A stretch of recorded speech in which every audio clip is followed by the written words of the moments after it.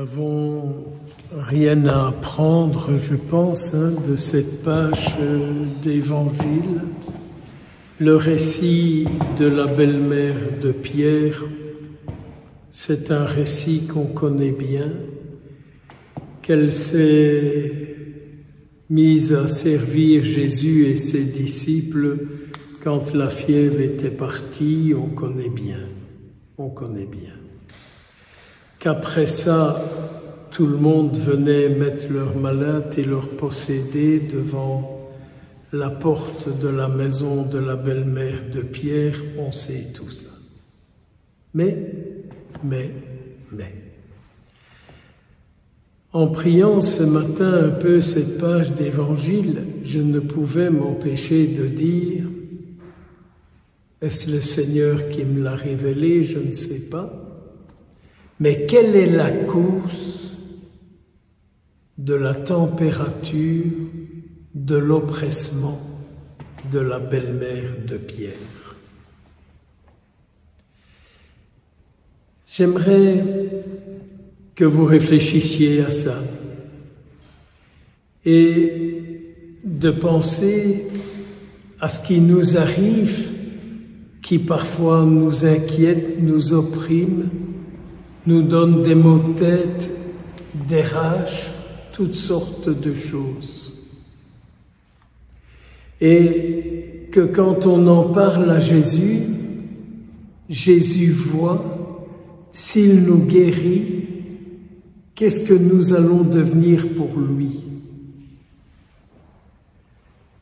J'en ai marre de ceux qui s'arrêtent à des prières pour être guéris et qui après c'est tout. Ici, dans d'autres récits, on sait qu'on parle de la belle-mère de Pierre à Jésus. On parle d'elle à Jésus et Jésus guérit cette femme. Et cette femme devient servante de Jésus-Christ. Quand Jésus vous pardonne, quand Jésus vous délivre, quand Jésus vous obtient une grâce, vous faites youpi youpi et vous en restez là?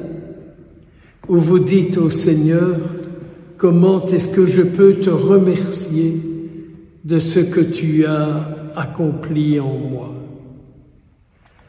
Il ne faut pas trop vite s'imaginer qu'elle n'est devenue servante du Christ que uniquement après avoir été guérie de ce qui l'opprimait et de ce qui lui empêchait d'avoir de l'oxygène à un point tel qu'elle en a attrapé mal à la tête. Quand on manque d'oxygène, on peut attraper des violents maux de tête. Ça veut dire que quelque chose l'opprimait, que quelque chose étouffait cette femme et la rendait malade. Donc vous voyez ce qui peut nous opprimer, ce qui peut nous rendre malades, ce qui peut nous étouffer.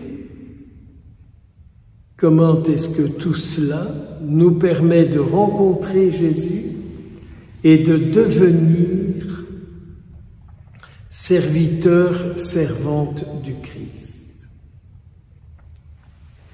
Puis, on amène des possédés devant la porte de la belle-mère et Jésus délivre les possédés et les possédés disent « C'est toi le Fils de Dieu ».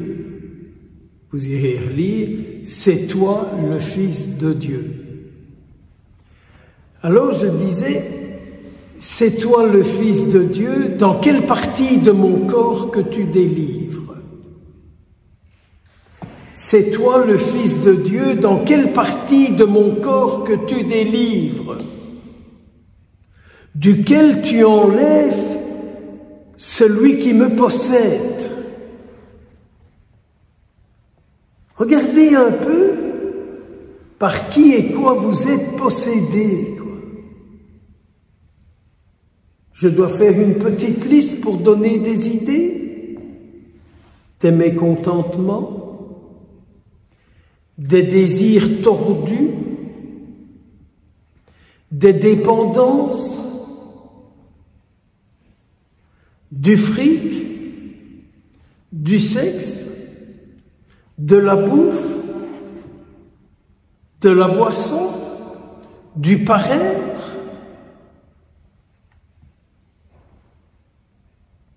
Qu'est-ce qui devrait sortir de vous, de moi, en disant dans cette partie-là de mon corps, c'est toi aussi qui seras le Fils de Dieu. Car cette partie-là de mon corps, elle sera tout à toi. Mon corps, mes pensées, mon âme, mon cœur. Sinon, vous cherchez après des prêtres magiciens. Sinon, on cherche après des prêtres magiciens. Peut-être que ma foi doit être libérée de ce qui n'est pas juste. Peut-être que ma foi doit être délivrée de ce qui n'est pas juste. Parce que ma foi, elle ne part pas du Christ. Elle part de monsieur un tel, elle part de madame une telle.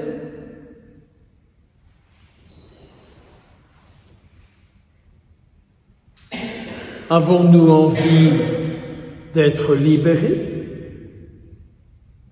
Avons-nous envie d'être délivrés? Ou notre petite foi ronron nous convient? Quelques signes de croix, quelques dévotions, quelques gestes. Quid? Au nom du Père, du Fils et du Saint-Esprit.